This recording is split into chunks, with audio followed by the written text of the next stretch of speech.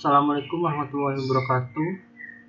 Perkenalkan, nama saya Nevin Trian dari golongan D, NIM 41182107. Di sini saya akan menjelaskan tentang dashboard dan scoreboard.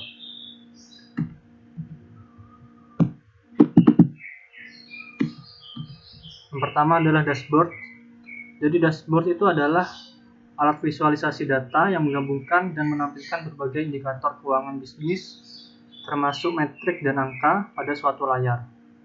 Dashboard memberikan informasi terkini tentang status perusahaan saat ini dan sangat spesifik untuk pengguna.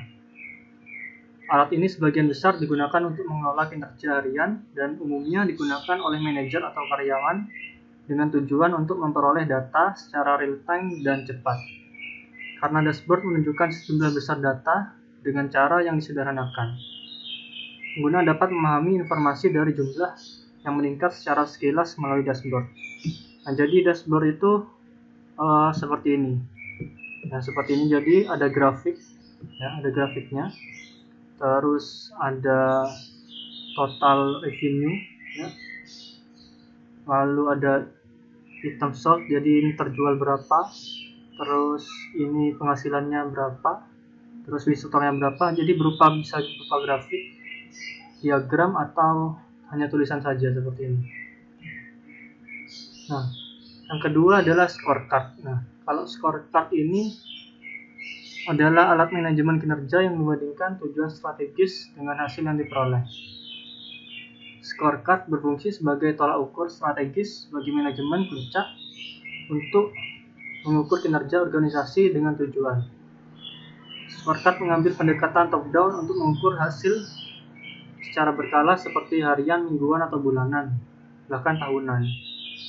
Nah, yang sering digunakan adalah disebut balanced scorecard, yaitu alat manajemen yang paling banyak digunakan, yang digunakan untuk membangun kinerja dalam suatu perusahaan. Jadi balanced scorecard ini beroperasi dengan 4 perspektif, di mana tujuan ditetapkan untuk setiap perspektif dan digunakan untuk mengukur apakah tujuan tersebut tercapai atau tidak. Nah, jadi ini adalah contohnya scorecard. Nah, jadi scorecard ini bentuknya dalam persen. Berbeda dengan tadi dashboard yang grafik dan juga menunjukkan sejumlah angka tertentu, misalkan penghasilan atau jumlah karyawan atau jumlah barang. Nah, kalau scorecard ini lebih ke persentase. Nah, jadi ini contohnya ini adalah 95% workspace does not understand its organization strategy. Jadi persen-persenan. Jadi 90%, 54%, 30%, dan 73%. Nah, seperti itu. Jadi digunakan untuk membandingkan antara tujuan dan kondisi saat ini, apakah sudah tercapai atau tidak. Nah, jadi perbedaannya seperti yang saya jelaskan tadi, yaitu tergantung pada sejumlah faktor seperti tujuan dan periode waktu penggunaannya. Dashboard dapat digunakan untuk pengambilan keputusan jangka pendek dan efektif, sedangkan scoreboard digunakan sebagai alat manajemen strategis. Penggunaan dashboard dan scoreboard memungkinkan akses ke informasi untuk pengambilan keputusan yang lebih baik, meningkatkan komunikasi, dan berfungsi sebagai alat analisis yang berguna. Jadi perbedaannya yang paling jelas adalah yaitu tadi, ini berupa grafik, ya, ini berupa grafik dan juga memunculkan sejumlah data. Nah, ini contohnya uang, ya, terus item terjual, total pelanggan berupa grafik. Nah, jadi berupa grafik atau nilai. Nah, kalau scoreboard ini berupa persentase yang membandingkan sesuatu. Nah, misalkan 95% tidak mengerti tentang organisasi strategi.